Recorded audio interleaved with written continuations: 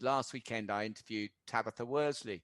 She was riding Sub-Lieutenant, and it was absolutely fantastic. I didn't know at the time, but her mother trained the horse. Her brother led the horse up. She was obviously riding it, and it was a lovely story. And she said, "This is what this is a dream for us. We paid more than we could afford to buy the horse, but we're dining off the top table." And I think those are the sort of stories, and that's what I like about syndicates. You've got people there. They get every bit as much enjoyment as if they own the horse outright. They actually get there for the horse to sweat on them, for the horse to make mess something, and then walk in it, and it's just to understand you're dealing with an animal, and when some owners, it sounds a bit sort of cliched, but when people say you want him to come home safe and sound. When I have horse, as I said, I've ridden mine out this morning. I like to lead him up. I like to put the bridle on. I like to put the boots on because I do them every day, and I want to do it when he goes racing.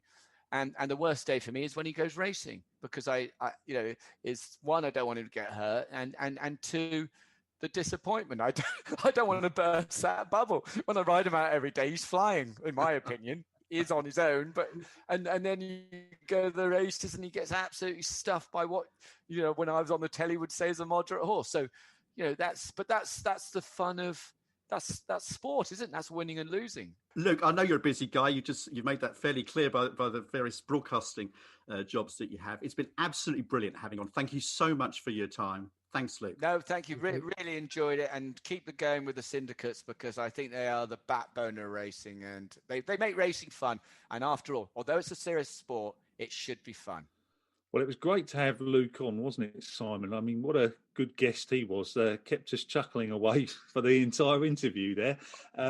Let's hope that all the guests are as entertaining as he is in future months. That was a really good interview. I said he wouldn't be short of a word or two, and I was right. Very entertaining. Very entertaining. Certainly was, and some great little stories there. And yeah, we're planning on having Dan Abraham from the Racehorse Syndicates Association on next month, and we're looking to line a trainer up for 2 months' time. So they've got quite a lot to live up to. And yeah, just to reiterate the points I made at the start of the podcast, we're seeking to grow our audience all the time, and obviously the more people that listen, the more chance we have of getting these big name guests to come and join us in the future as well. So anybody out there, please tell your friends that you've listened to the Inside the Rails podcast and that you've enjoyed it. If you can leave us a positive review, that would be great.